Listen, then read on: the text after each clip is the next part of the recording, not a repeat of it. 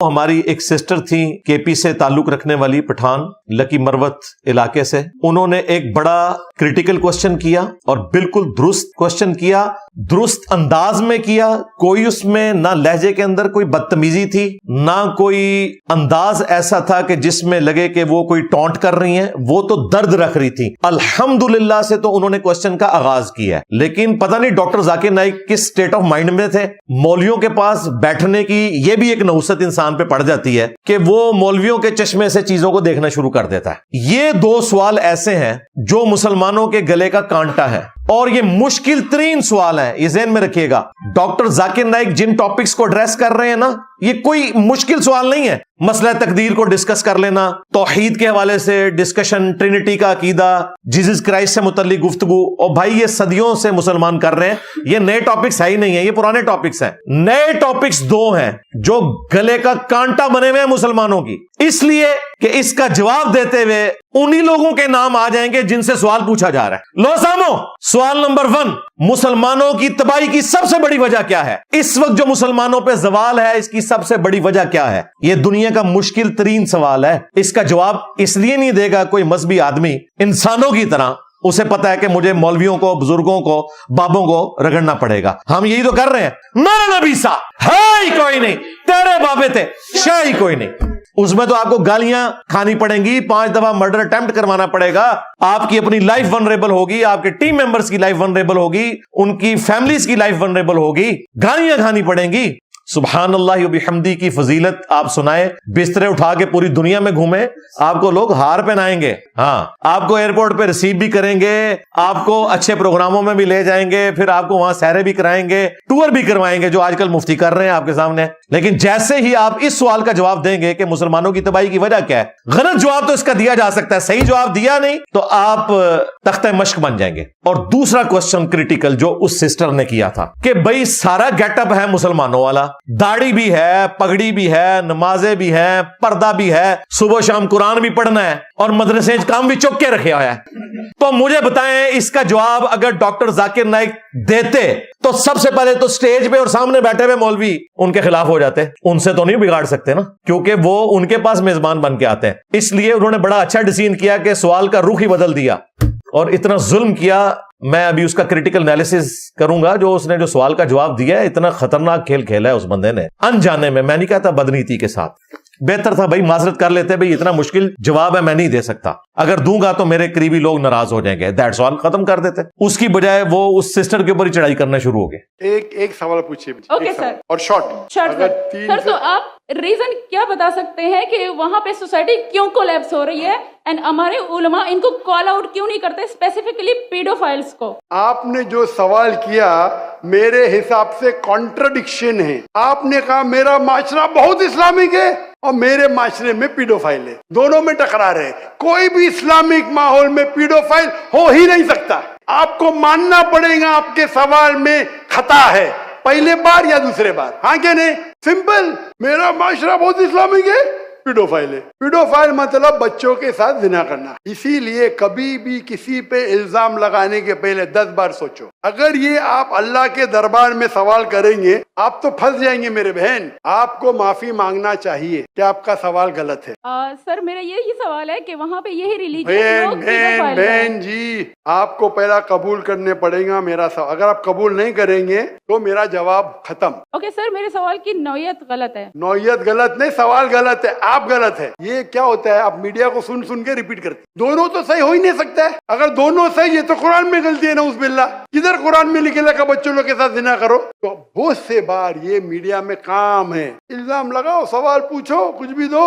قرآن مجید میں لکھا ہے سورہ حجرات میں، سورہ نمبر 49 آیت نمبر 6، جب بھی کوئی انفارمیشن آتا ہے آپ تحقیق کرو اسے دہرانے کے پہلے. آپ سارے مجمع میں دہرا رہے ہیں، ہزاروں کا مجمع ہے، 20,000 25,000، اور آپ یہ کہہ رہے ہیں میرا اسلامک معاشرہ فرقوں سے پیڈوفیلیا ہے، انے آپ اسلام پہ تہمت لگا رہے میری بہن، اور آپ معافی بھی نہیں مانگ رہے. انے آپ اسلام پہ تہمت لگا رہے میری بہن، اور آپ معافی بھی نہیں مانگ رہے. انے آپ اسلام پہ تہمت لگا رہے میری بہن، اور آپ معافی بھی نہیں مانگ رہے. یہ ہوتا ہے، غلطی بولنے کے بعد بھی معافی مانگنے کو ہوتا ہے نہیں. میں اب ترتیب سے اس کو ڈسکس کرتا ہوں. کوشچن انہوں نے جو کیا سسٹر نے وہ یہ تھا کہ ہمارا معاشرہ مذہبی ہے، نمبر 1، عورتیں پردہ کرتی ہیں اور گھروں سے باہر نہیں نکلتی بلا ضرورت. نمبر 2, مرد نمازوں میں پابندی کرتے ہیں. نمبر 3, شب جمعہ اور تبلیغی جماعت میں بھی ریگولرلی جاتے ہیں. نمبر 4, اوور آل کنڈکٹ اسلامی ہے, یعنی داڑھی پگڑی یہ سب کچھ ہے. اب مجھے بتائیں اسلام یہی ہوتا ہے نا؟ اس کی بجائے آپ یہ کہیں گے کہ جی یہ بظاہر اسلام ہے. تو بھائی میرا یہ چیلنج ہے ڈاکٹر ذاکر نائک کے لیے بھی, سٹیج میں بیٹھے ہوئے سارے مولویوں کے لیے بھی, کہ چلو یہ تو ہو گیا بظاہر اسلام, تم بتاؤ اصلی اسلام کدھر ہے؟ لو سامو. ہاں, اصلی اسلام جامعہ اشرفیہ کے اندر موجود ہے, یا مفتی عزیز صاحب کی بیٹھک کے اندر اسلام موجود ہے, یا مدرسہ دیوبند میں موجود ہے جہاں پہ قاسم نانوتوی صاحب کو رشید احمد گنگوئی نے پبلکلی 16-17 سال کے بچوں کے سامنے چارپائی پہ لٹا کے لاڑیاں کرنی شروع کر دی. میاں لوگ کیا کہیں گے؟ او بھائی اسلام یہی ہے نا. جب غیر مسلم دیکھے گا یا مسلمان بھی دیکھے گا, اسلام کیا وہ دیکھتا ہے کہ عورتیں پردہ کر رہی ہیں, مسلمان نماز پڑھ رہے ہیں, داڑھی رکھی ہوئی ہے, پگڑی رکھی ہوئی ہے, حافظ قرآن ہے, مدرسے میں جاتے ہیں. یہ کون سی چلاکی ہے کہ جی اس طرح تو اسلام نہیں ہوتا؟ اور کیا ہوتا ہے اسلام بھائی؟ یہی اسلام ہوتا ہے. اب وہ تزکیہ کے پوائنٹ آف ویو سے اگر یہ سارے فراڈیے جنہوں نے اسلام کا لبادہ اوڑا ہوا ہے اسلام کا جنازہ نکال رہے ہیں تو انہیں کریٹیسائز کرو نا. سوال پوچھنے والے کو کیوں تم تختہ مشق بنا رہے ہو؟ بالکل غلط کیا. اپنی غلطیوں کو چھپانے کے لیے سوال کا رخ ہی موڑ دیا, اور جو لوگ وکالت کر رہے ہیں وہ کہہ رہے ہیں ان کو سمجھ لگی, اور سمجھ انہوں ساری ہے بھائی, انہوں سے سمجھ لگی ہے کہ میں جواب دیتا تو بڑھنا کیا ہے میرے نال. انہوں نے سوال ریپیٹ بھی کیا ہے. اچھا چلو سمجھ نہیں لگی اور بعد میں سمجھ لگ بھی گئی اور معافی بھی منگوا لی, اس کے بعد تو جواب دیتا. جواب کوئی نہیں دیا ڈاکٹر ذاکر نائک نے آج تک. ڈاکٹر صاحب آپ کے اوپر ادھار ہے, آپ نے اس بات کا جواب دینا ہے کہ یہ سارے مولوی جنہوں نے دین کے لبادے اوڑے ہوئے ہیں یہ اتنے غیر اسلامی کیوں ہیں, اور جس کو آپ اسلامی کہہ رہے ہیں وہ دنیا کے کس کونے میں اسلام پایا جاتا ہے. اگر افغانستان کی مثال دو گے نا تو میں بتاؤں گا کہ افغانستان کے گورنروں کی ویڈیوز نکلی ہوئی ہیں اپنے لڑکوں کے ساتھ منہ کالا کرنے کی. اس وقت کے جو گورنر ہیں, چھوڑ دو کیا بات کرتے ہو, اصل میں یہ لوگ مجرم ہیں اور ان کو کوئی ننگا نہیں کر سکتا. سیدھی سی بات ہے. ہماری طرح کون بے وقوف ہوگا دنیاوی طور پہ کہ ہر بندے سے ہی بگاڑ کے رکھے؟ انہوں نے کہیں نہ کہیں بنا کے رکھی ہونی ہے, اسی لیے تو دیکھیں نا لوگ دعوتیں بھی کرتے ہیں. آج جو شیعہ اور بریلوی کر رہے ہیں نا ڈاکٹر ذاکر نائک کے ساتھ, اس سے زیادہ کرنی تھی دیوبندیوں اور اہل حدیثوں نے. اگر یہ صحیح بات کرتا پھر بادشاہی مسجد میں کس نے جا کے اس کا لیکچر سننا تھا جب سارے فرقوں سے بگاڑ لینی تھی؟ ہمارے اسٹوڈنٹس ہی بیٹھے ہونے تھے, کیونکہ ہم نے تو کہا بھائی سب کو سنو. میں نے تو شروع میں ویڈیو ریکارڈ کروائی تھی کہ جہاں جہاں ان کے پروگرام ہیں, ابھی بھی میں کہہ رہا ہوں آپ اٹینڈ کریں. میری تو مجبوری ہے, میں خود بھی چاہتا, میں تو سیکیورٹی ایشوز کی وجہ سے نہیں نکلتا, وہ بات اپنی جگہ. لیکن یہ مسئلہ مس ہینڈل کیا, یہ کوسچن کا آنسر ہی بڑا مشکل تھا. یہ انہوں نے چیزیں ہائی لائٹ کر کے نا, اس سسٹر نے کہا کہ لیکن پھر بھی ہمارے معاشرے میں ڈرگز کا استعمال ہے, نشاور چیزوں کا. اب ان کو کون بتایا کہ یہاں لوگ تبلیغی جماعت کے بستروں میں ہیروئن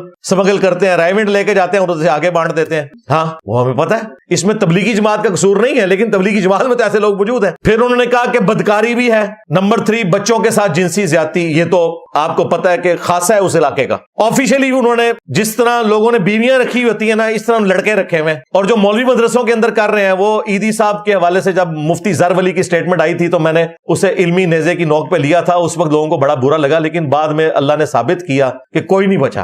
مفتیوں کی ویڈیوز بھی نکلی اور دیکھا ہے کہ مفتی دفاع کرنے کے لیے بھی آگے کہ جی اسلام کی بدنامی ہو رہی ہے. جس دن مسلمان اس چیز سے باہر نکلے گا نا کہ جی مولوی کے خلاف بات کرنے سے اسلام کی بدنامی ہوتی ہے, اسی دن اسلام کا عروج شروع ہو جائے گا.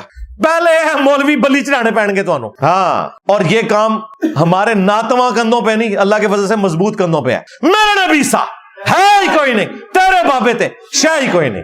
تو انہوں نے کہا کہ بچوں کے ساتھ جنسی زیادتی بھی ہے, بدکاری بھی ہے, نشے بھی کرتے ہیں, نمازیں بھی پڑھتے ہیں, اور سودی کام اور ہر طرح کا الٹا کام یہ کرتے ہیں. اینڈ پہ سسٹر کا ذرا آپ جملہ سنیں. انہوں نے کہا کہ آپ کی وزڈم کے مطابق یہ کنفلکٹ کیوں ہے کہ ایک طرف یہ لوگ نمازیں بھی پڑھ رہے ہیں, پورا کنڈکٹ ان کا اسلامک ہے, اس کے باوجود کرتوت ان کے غیر اسلامک ہے. مجھے بتائیں یہ کون سا 4 آرڈر ڈیفرنشیل ایکویشن تھی جو ایک MBBS ڈاکٹر کو سمجھ نہیں آئی؟ چلو انجینئر تو سمجھ سکتا ہے 4 آرڈر ڈیفرنشیل ایکویشن کو, اس کی میتھمیٹکس کی فیلڈ ہے. ڈاکٹر کہہ سکتا ہے جی مجھے سمجھ نہیں آئی, تو ایک سمپل بات تھی, اس نے یہی تو پوچھا تھا. وہ تو مان رہی ہے کہ کنڈکٹ اسلامک ہے, کرتوت غیر اسلامک ہے. تو آپ کی عقل کے مطابق اس کے پیچھے ریزن کیا ہے؟ اس نے اعتراض نہیں کیا ڈاکٹر ذاکر نائک کے اوپر یا کسی مولوی کے اوپر, اس نے جنرل بات کیا. اس نے پوری گفتگو میں کوئی مولوی کا کسی مدرسے کا ذکر نہیں کیا, اوور آل کنڈکٹ کی بات کی. اس کا جواب یہ ہونا چاہیے تھا کہ آپ نے سسٹر جو کوسچن کیا ہے یہ دنیا کا مشکل ترین سوال ہے, لیکن میرے حالات و واقعات اجازت نہیں دیتے کہ میں اس سٹیج پہ علماء کرام اور ان کی کٹر پبلک کی موجودگی میں کوئی سچی بات کر سکوں. آپ انجینئر صاحب سے رابطہ کریں. ہاں میرا نبی سا ہے ہی کوئی نہیں, تیرے بابے تھے شاہ ہی کوئی نہیں, تیرے مولوی تھے شاہ ہی کوئی نہیں, تیرے ٹومی تھے شاہ ہی کوئی نہیں. اے میں جوش نال نہیں کیا, ہاں اے شغل ہستے. علماء سو کو ٹومی کہا گیا نا قرآن میں. ہاں, سورۃ الاعراف کی آیت نمبر 175 اور 176 میں علماء سو کو کتے کی مثال بیان کیا گیا. علماء سو کی بات کر رہا ہوں, آپ کے علماء کی بات نہیں کر رہا. جیڑا کہنا ساڈے مولویاں نو پیڑا کہندا, ان کہندا تواڈے علماء تسی خود مان رہے ہو پھر سو نے, تسی کو ساڈے علماء حق نے. اگر آپ اپنے علماء کو علماء حق مانتے ہیں, پھر آپ کو اس مثال سے بالکل کوئی غصہ نہیں کھانا چاہیے. ہم تو علماء سو کی بات کر رہے ہیں, آپ کے علماء کی تو بات ہی نہیں کر رہے. یہ صرف قرآن میں کتے کی مثال نہیں ہے, یہ سنن نبی داؤد میں آیا کہ میری امت میں ایسے فرقے پیدا ہوں گے اور ان میں ایسی بدعات جاری ہو جائیں گی جس طرح باولا کتا کاٹ جاتا ہے. قرآن میں تو کتے کا ذکر آیا تھا اور اس کے زبان ہانپنے کا. نبی علیہ السلام نے کہا ہلکا کتا اگر کسی کو کاٹ جائے اس کے ایک ایک ریشے میں زہر پہنچتا ہے نا. میری امت میں ایسے فرقے پیدا ہوں گے کہ ان کے ایک ایک رگ و ریشے میں بدعت داخل ہو جائے گی جیسے کتا کاٹ جائے. اب مجھے بتائیں کس کتے کے کاٹنے سے بدعت جاری ہوتی ہے؟ کسی اسکواش کے پلیئر سے, کسی کرکٹ کے پلیئر سے, یا کسی مولوی کے کاٹنے سے؟ ظاہر مولوی کی فیلڈ ہے نا. اگر پازیٹیو چیزیں مولویوں کے کھاتے میں ہیں تو نیگیٹو بھی ان کے کھاتے میں ہے نا, فیلڈ تو ان کی ہے نا. کہتے ہیں نا علماء سے پوچھ کے چلے, تو علماء یہ کر رہے ہیں نا. تو یہ کتے کی مثال قرآن میں اور سنن نبی داؤد میں علماء سو کے لیے نبی علیہ السلام نے بیان فرمائی. لہٰذا اگر ہم کبھی تفنن میں یہ کہہ دیں کہ میرے نبی سا ہے ہی کوئی نہیں, تیرے ٹومی تھے شاہ ہی کوئی نہیں, تو برا نہیں کسی کو منانا چاہیے. ہو سکتا ہے لوگ پوچھتے ہیں یہ کہاں سے ثابت ہے, تو میں نے ثابت بھی کر دیا ہے, لو سامو ٹھیک ہو گیا. ہاں باقی میں کوشش کروں گا کہ یہ ٹومی کا لفظ زیادہ استعمال نہ کروں. ہاں جتنا ہے وہ بابوں تک ہی رہے, ٹھیک ہے. وہ پھر کہتے ہیں پازیٹیو طریقے سے بات کریں نا, وہ پھر ہم سن لیں گے. ویسے میں نے ٹومی بھی ثابت کر دیا قرآن و حدیث سے. تو اب واپس آ جائیں. اب یہ جو اس نے سوال اٹھایا تھا یہ مشکل ترین سوال ہے. یہ جتنے بھی سوال پوچھے جاتے ہیں نا کسی بھی انٹرنیشنل اسپیکر سے, وہ سوال شاید ہی کوئی نہیں دے مقابلے. 2 سوال. نمبر 1 مسلمانوں کی تباہی کی وجہ کیا ہے. نمبر 2 کہ سارے اسلامک کنڈکٹ کرنے والے گیٹ اپ والے لوگ ان کے کرتوت اتنے برے کیوں ہوتے ہیں. جو کام ایک دنیا دار بندہ چھپ کے کرتے ہوئے ڈرتا ہے, مولوی مسجد میں جنازے کی چرپائی پہ کسی بچے کے ساتھ وہی کام کرنے کے لیے آمادہ کیسے ہو جاتا ہے؟ یہ بڑا مشکل سوال ہے بھائی. اس کا جواب چونکہ دینا مشکل ہے, اس کے ساتھ مفادات وابستہ ہیں اس اعتبار سے کہ ظاہر مولوی خلاف ہو جائیں گے. اس لیے بہتر یہی ہے کہ سوال کرنے والے کو ہی غلط کہہ دو. یعنی میں اگر بلی کو غائب نہیں کر سکتا تو آنکھیں تو بند کر سکتا ہوں نا. ہاں یہ کبوتر کی طرح آنکھیں بند کرنا ہے کہ جی آپ کا سوال ہی غلط ہے. اچھا جواب میں ہم وہ کیا کہہ رہے ہیں کہ آپ کی سوال میں تکرار پائی جاتی ہے, کنفلکٹ پایا جاتا ہے. ایک طرف آپ کہہ رہی ہیں کہ معاشرہ اسلامک ہے اور دوسری طرف آپ کہہ رہی ہیں کہ وہاں پر نشہ آور چیز بھی لوگ استعمال کرتے ہیں, بدکاری بھی کرتے ہیں, بچوں کے ساتھ جنسی زیادتی بھی ہوتی ہے اور وہاں پہ سود بھی عام ہے. یہ تو آپ کا سوال ہی غلط ہے. او اللہ کے بندے, مسئلہ اس سسٹر کا نہیں ہے, مسئلہ ان کا ہے کہ جنہوں نے اسلامک لبادہ اوڑا ہوا ہے اور کام ان کے جو ہیں وہ شیطان والے ہیں. یہ تو ان کو کہو کہ تمہارے قول اور فعل کے اندر تضاد ہے, بجائے یہ کہنے کے کہ ان مذہبی لبادہ اوڑنے والے لوگوں کے قول اور فعل میں تضاد ہے. ڈاکٹر صاحب کہہ رہے ہیں آپ کے سوال میں تضاد ہے. اندازہ کرو. اچھا یہ نہ سمجھیے گا کہ میں صرف کرٹیسزم کر رہا ہوں, اینڈ پہ میں جواب بھی دوں گا اس سوال کا. یہ مشکل ترین سوال ہے, اس کا جواب بھی انجینئر صاحب آپ کو دیں گے انشاءاللہ اینڈ پہ. وہ جواب میں اینڈ پہ دوں گا, پہلے تو صرف میں اس کی انجینئرنگ کرتا جا رہا ہوں ساتھ ساتھ جو اس نے بولا. اس کے بعد ڈاکٹر صاحب نے جو جملہ بولا, انہوں نے کہا کہ سسٹر آپ اپنے سوال کے اوپر غور کریں, آپ کو کم از کم 10 بار سوچنا چاہیے تھا کہ آپ یہ کیا سوال کر رہی ہیں, آپ اللہ کو کیا جواب دیں گی. دیکھو اندازہ کرو آپ اللہ کو کیا جواب دیں گی کہ آپ ان شریف شکلوں کے اوپر الزام لگا رہی ہیں. اچھا اس کے بعد انہوں نے کہا کہ یہ میڈیا کا پروپیگنڈا ہے. اے ڈاکٹر صاحب نے اصلی اندر دا اپنا وہ چھپیا ہوا مسئلہ سی نا, وہ اینڈ تے انہوں نے کڈیا. یہ انہوں نے نکال کے بتا دیا کہ یہ پیچھے ساری ڈرامہ بازی جو انہوں نے کی وہ ان کو کیوں کرنی پڑی. اینڈ پہ انہوں نے نکالا کہ یہ میڈیا کا پروپیگنڈا ہے, ایسے کوئی نہیں ہوتا. مولوی بچوں کے ساتھ منہ کالا کوئی نہیں کرتے, یہ داڑھیوں پگڑیوں والے بڑے شریف لوگ ہیں, یہ میڈیا کا پروپیگنڈا ہے. یعنی ڈاکٹر صاحب ڈینائل موڈ میں چلے گئے. یعنی کبوتر نے بلی تو نہیں غائب کر سکتا تھا, آنکھیں بند کر لی. کیوں آنکھیں بند کی؟ سٹیج پہ انہی فرقوں کے لوگ اور سامنے بھی انہی کے داڑھیوں والے بیٹھے ہوئے تھے. تو یہ آخری پروگرام ہی ہونا تھا, پروگرام تو پھر مر جاتا. وہ پروگرام تو مر گیا, وہ بھی لکی مروت ہی ہے. جتھو دی وہ سسٹر ہے. یہ وجہ تھی. اور پھر ڈاکٹر صاحب نے قرآن کی آیت وہاں پہ فٹ کر دی. سوال دے پیچھے رہ گیا جی اس بیچاری دا ایمان پوڑ کے رکھ چڑیا جی میڈیا کی غلط خبریں ہیں. قرآن کی آیت فٹ کی سورہ الحجرات کی, یا ایھا الذین آمنوا ان جاءکم فاسق بنبأ فتبینوا, اے اہل ایمان اگر کوئی فاسق خبر لے کر آئے تو پہلے اس کی تصدیق کر لیا کرو. ایسا نہ ہو کہ تم اگنورنس میں کسی قوم کو نقصان پہنچا بیٹھو اور بعد میں تم پھر اس پر شرمندہ ہو. ڈاکٹر صاحب نے کہا کہ تم نے بغیر تحقیق کے اتنی پیاری صورتوں کے اوپر اتنا گھنونا الزام لگا دیا ہے. ڈاکٹر صاحب آپ نے بھی تو یہی کام کیا, آپ نے تحقیق کر لی تھی کہ مدارس کے اندر یہ کام ہوتے ہیں یا نہیں ہوتے. لو سامو, ڈاکٹر صاحب نے بھی یہی کام کیا جو اس عورت کے اوپر, وہ حالانکہ اس عورت نے جو بات کی وہ بالکل درست تھی, اس کے فگرز موجود ہیں, لیکن ڈاکٹر صاحب نے بغیر تحقیق کے کہہ دیا کہ وہ عورت غلط ہے. ڈاکٹر صاحب آپ بھی تحقیق کر لیتے نا. ڈاکٹر صاحب کو تحقیق ہے, ان کو خوب پتا ہے, بڑے اچھے طریقے سے پتا ہے, لیکن وہی مجبوری ہے اٹھنا بیٹھنا مولویوں میں. اب یہ وہ بندہ باتیں کر رہا ہے جو سب سے زیادہ ڈاکٹر ذاکر نائک کو پروموٹ کرنے والا ہے اور آندہ بھی کرے گا, عزت کرنے والا ہے اور آندہ بھی کرے گا. اور ڈاکٹر اقبال نے کہا تھا نا کہ خوگر حمد سے تھوڑا سا گلا بھی سن لے, شکوہ کے آغاز میں, کہ یا اللہ حمد ہم تیری کرتے ہیں, تھوڑا سا ہم سے گلا بھی سن لے. تو ڈاکٹر ذاکر نائک کو بھی ہم پروموٹ کرتے ہیں, لیکن یہ گلا بھی سن لیں اور اپنی اصلاح کریں. اینڈ پہ جو خطرناک جملہ بولا ہے نا, اس سے مجھے بہت زیادہ تکلیف ہوئی. ایک تو یہ کہ فاسق خبر لے کر آئے, تحقیق کرو, اس کو اس کے اوپر فٹ کیا بجائے اس کے کہ خود تحقیق کرتے. پاکستان کے فگرز شائع ہوئے ہیں آفیشلی کہ روزانہ 12 بچوں کے ساتھ زیادتی رپورٹ ہوتی ہے پاکستان میں. 2023 میں 4000 بچوں سے, اس سے زیادہ بچے ہیں, 4200 کچھ ہیں جن کے ساتھ جنسی زیادتی رپورٹ ہوئی ہے. جو رپورٹ نہیں ہوئی وہ اس سے بھی زیادہ ہے. اور 2024 جو یہ سال گزر رہا ہے, اس کے پہلے 6 مہینوں میں 1600 سے زیادہ کیسز رپورٹ ہو چکے ہیں. لہٰذا اس سسٹر نے جو سوال پوچھا تھا وہ میڈیا کا پروپیگنڈا نہیں ہے, یہ گورنمنٹ کے فگرز ہیں, FIR رجسٹر ہیں. اللہ نہ کرے ڈاکٹر صاحب کہ آپ کی فیملی یا آپ کے جاننے والوں میں سے کسی کے ساتھ ایسا ہو.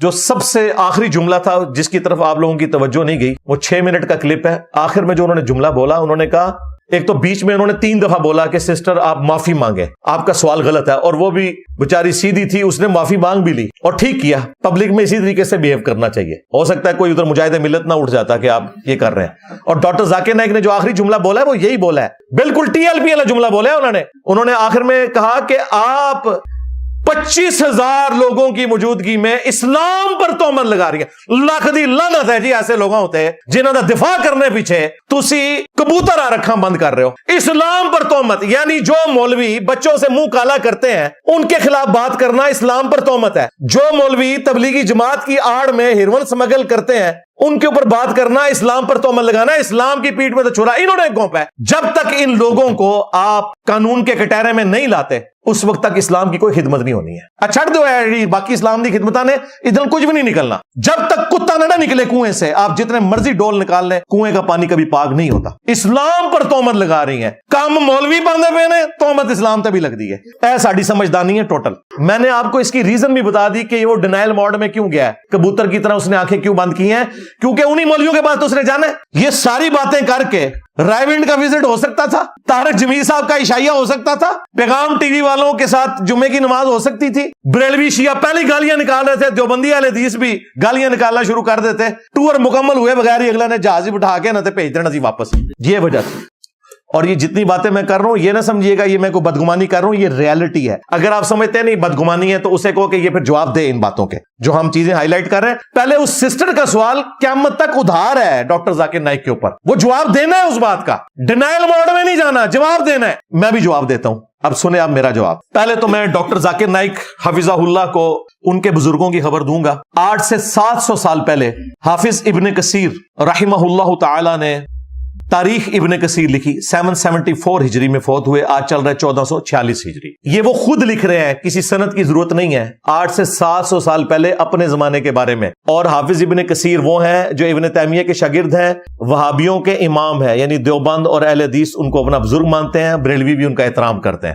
انہوں نے تاریخ ابن کثیر میں لکھا کہ ہمارے زمانے میں بھی یہ حال ہے کہ کوئی بادشاہ, کوئی امیر شخص, کوئی تاجر, کوئی فقیہ یعنی مفتی سے بھی اوپر کا درجہ، علماء حق، یعنی کہ کوئی قاضی ایسا نہیں ہے جو بچوں کے ساتھ جنسی زیادتی، بدفعلی کے کبھی گناہ میں ملوث نہ ہو سوائے ان کے کہ جنہیں اللہ بچا لے۔ اور پھر انہوں نے لکھا کہ میں تلقین کرتا ہوں مسلمان عوام کو کہ بچپن میں بھی اپنے بچوں کی حفاظت کریں ان مولویوں کے شر سے، اور جب یہ بچے بالغ ہو جائیں تب بھی بچا کے رکھیں ان کو۔ حقیقت بات ہے، وہ اتنی بڑی داڑھی تھی یار اس کی بچے کی، جس کو مفتی عبدالعزیز نے زبردستی کی ہے، اس کو درس نظامی میں پاس ہونے کی لالچ لگائی ہوئی تھی۔ تو اندازہ کریں حافظ ابن کثیر اس وقت یہ بات کر رہے تھے 700 سال پہلے، یہ سارا کام اسی طریقے سے جاری تھا، اس لیے ان کو یہ بات کہنی پڑی۔ پھر میاں والا جو واقعہ ہے، اشرف علی تھانوی صاحب بچارے 16-17 سال کے تھے جب یہ واقعہ ہوا، پتہ نہیں ان کی مظلوم آنکھوں کے سامنے ہی ہوا۔ یہ دیوبند کے مدرسے میں یا کسی اور مدرسے میں کوئی سالانہ جلسہ تھا، اور نقل کون کر رہا ہے؟ حکیم الامت اشرف تھانوی صاحب، اور کتاب کا نام ہے ارواح ثلاثہ، حکایات اولیاء، اللہ کے اولیاء کی حکایتیں۔ آپس میں فحش مذاق بھی کر لیا کرتے تھے۔ ہم مفتی صاحب نے کیا نہیں ہے یار، کیڑے اولیاء نے فوج مذاق بھی کر لیتے رہے۔ نعرے سنو، سر بلند دیوبند، دماغ بند دیوبند۔ قاسم نوتوی نے مدرسہ دیوبند بنایا ہے، اور رشید احمد گنگوئی صاحب نے، وہ چونکہ چھوٹی عمر میں ہی فوت ہو گئے 47 سال کی عمر میں، بعد میں انہوں نے اس مدرسے کا سلسلہ چلایا۔ تو ایک جلسے کے موقع کے اوپر قاسم نوتوی صاحب کو رشید احمد گنگوئی صاحب نے پبلکلی 16-17 سال کے بچوں کی موجودگی میں ان کی روحانی تربیت کے لیے چارپائی پہ لٹایا، اور الفاظ ہیں عاشق صادق کی طرح ان کے سینے پہ ہاتھ رکھا اور کروٹ ان کی طرف کی، جیسے کوئی عاشق صادق کرتا ہے۔ یہ ذرا الفاظ ذرا آپ نے غور کرنے ہیں، عاشق صادق، اور یہ عاشق صادق کا وہی مطلب ہے جو آپ سمجھ رہے ہیں، کیونکہ قاسم نوتوی نے کہا میاں کیا کر رہے ہو، لوگ کیا کہیں گے؟ ان کا لوگوں کو کہنے دو دیوبند دماغ بند۔ 16-17 سال کے بچوں کے سامنے دو کہتے ہیں جی بابے تھے، بابا کی تو سی ہوئے 47 سال دی عمر سے قاسم نوتوی فوت ہو گیا۔ میری اس وقت قاسم نوتوی جتنی عمر ہے، میری 47 سال ہوئی ہے 4 اکتوبر 2024 کو، میری جتنی عمر تھی جب وہ فوت ہو گیا، اور واقعہ ہو سکتا ہے اس کا 20 یا 25 سال کی عمر میں ہوا ہو، تو مفتی عزیز بھی جو ہے وہ سفید داڑھی والا تھا، سامنے والا 20-25 سال کا تھا۔ کولو کاڑیاں کرا دو۔ یہاں پہ یہ بات رکی نہیں ہے، یہ ٹرمینیٹر 2 آگے آئی ہے، پھر میاں 2 چل رہا ہوتا ہے نا، می 2، یہ میاں 2 ہے۔ میاں 2 یہ ہے کہ تذکرۃ الرشید میں رشید احمد گنگوئی کے بارے میں ان کے خلفاء نقل کرتے ہیں کہ رشید احمد گنگوئی صاحب کہتے ہیں ایک رات میں نے خواب میں دیکھا کہ قاسم میاں دلہن کی شکل میں میرے پاس آئے ہیں۔ اندازہ کرو، انہوں نے یہ نہیں کہا کہ میں نے اپنی دلہن کو قاسم کی شکل میں دیکھا، انہوں نے کہا قاسم میاں دلہن کی شکل میں میرے پاس آئے ہیں۔ جو دیہڑی پٹھی شاہ سوچ دے جائے وہی دماغی چاندیاں نے نہ دے۔ اور کہتے ہیں کہ پھر ہمیں ایک دوسرے سے نفع بھی پہنچا جو ایک مرد کو عورت سے، وہی جو آپ سمجھ رہے ہیں۔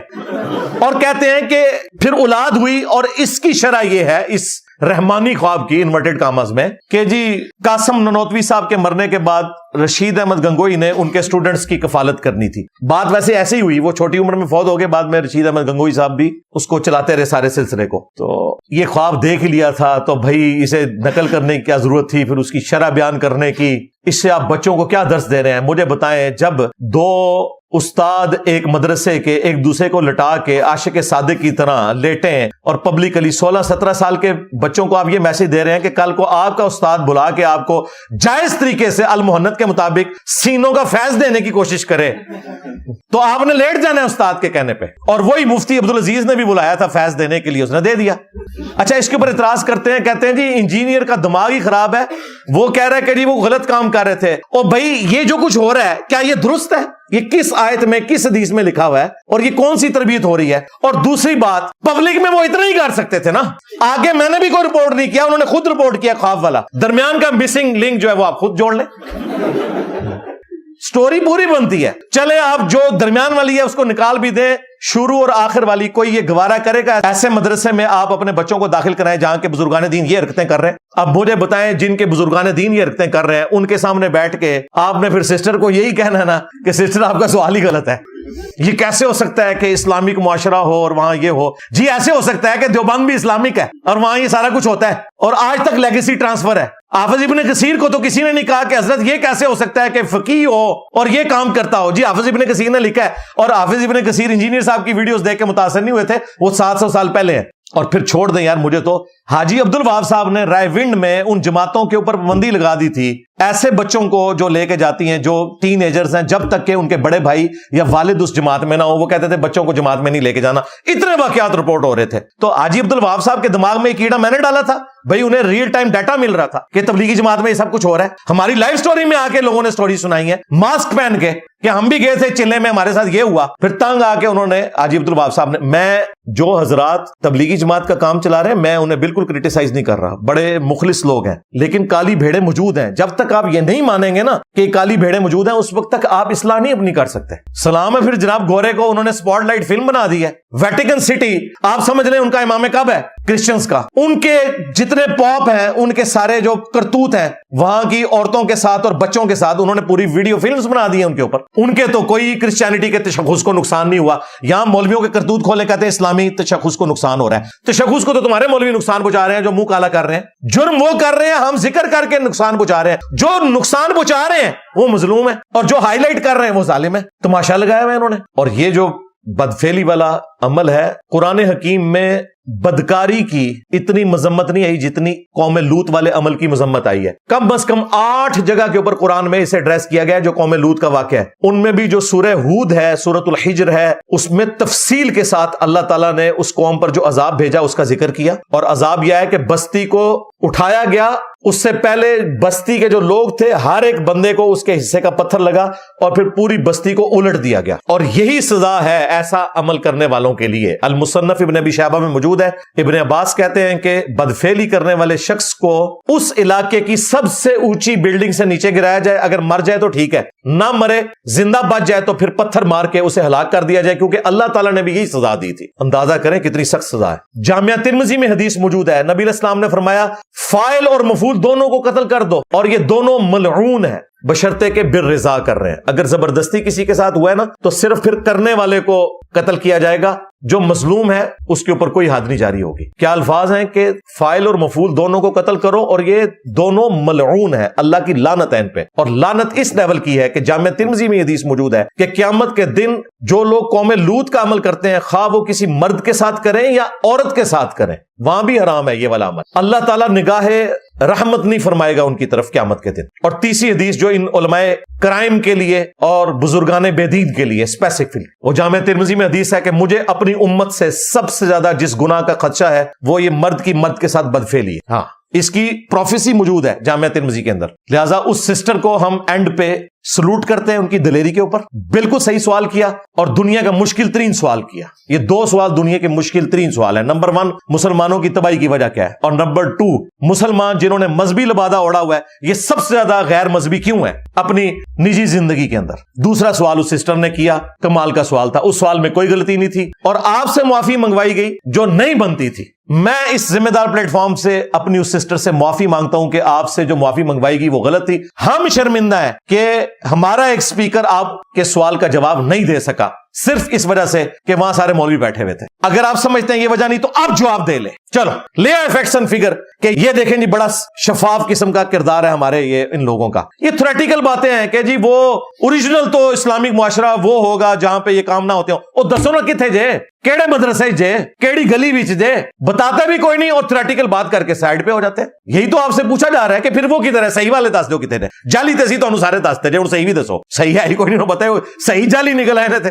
عام لوگ تو پھر بھی ڈرتے ہیں, یہ لوگ نہیں ڈرتے. اسی لیے اللہ تعالیٰ نے قرآن میں فرمایا یا ایھا الذین آمنوا لما تقولون ما لا تفعلون, اے اہل ایمان وہ کیوں کہتے ہو جو کرتے نہیں. یہ اس سسٹر کے لیے جواب میں دے رہا ہوں, یہ سارے جواب میں اس کے لیے دے رہا ہوں جو اس کو اس وقت دینے چاہیے تھے کہ سسٹر یہ منافقت ہے اس مذہبی طبقے کی کہ انہوں نے اپنی داڑیوں اور پگڑیوں کے پیچھے اپنا کردار چھپایا ہوا ہے. اسلام کے لبادے میں یہ بھیڑی ہیں, ہم بھی آپ کے ساتھ ہیں, یہ بھیڑی ہیں. اور اللہ تعالیٰ نے ان کے بارے میں فرمایا کہ وہ کیوں کہتے ہو جو کرتے نہیں ہو. کبر مقتا عند اللہ, اللہ کے نزدیک یہ بہت بڑا جرم ہے, اللہ کی ناراضگی کا باعث ہے. ان تقولوا ما لا تفعلون, کہ تم وہ کہو جو خود نہیں کرتے ہو.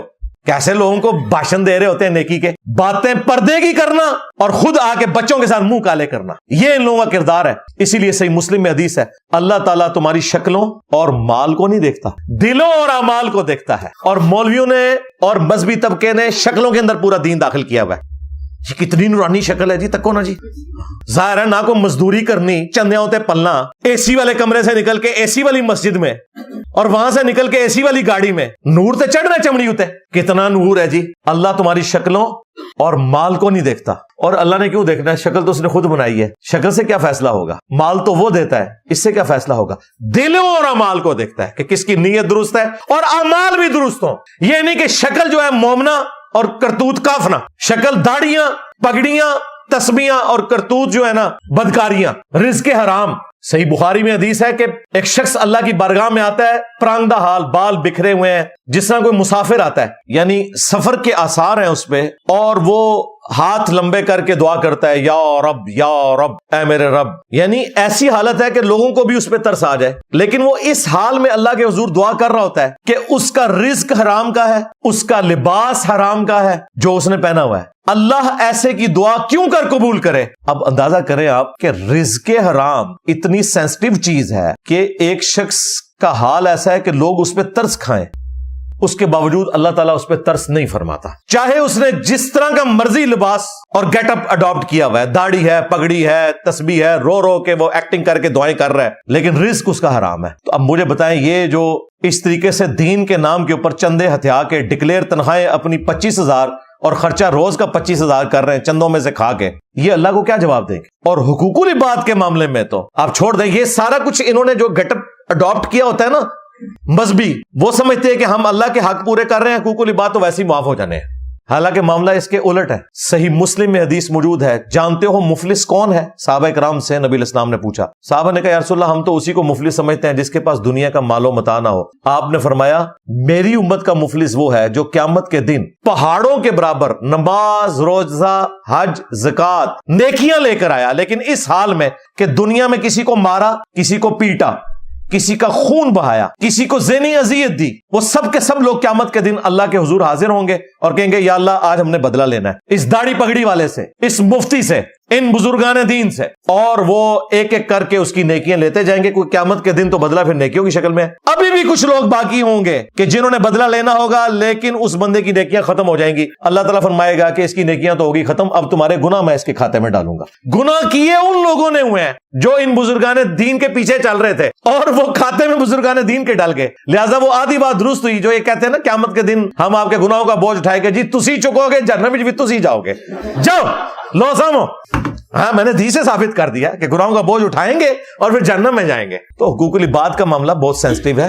خالی داڑھی پگڑی رکھ لینے سے، حفظ قرآن کر لینے سے، دینی باتیں کر لینے سے، مسجد میں ایک خطیب کی حیثیت سے بیٹھ جانے سے کوئی آخرت نہیں بننے والی اگر آپ نے اپنے کرتوت درست نہ کیے. میرا خیال ہے اتنی گفتگو کافی ہے. اللہ تعالیٰ ہمیں ٹرو اسپرٹ میں اسلام پہ چلنے کی توفیق دے.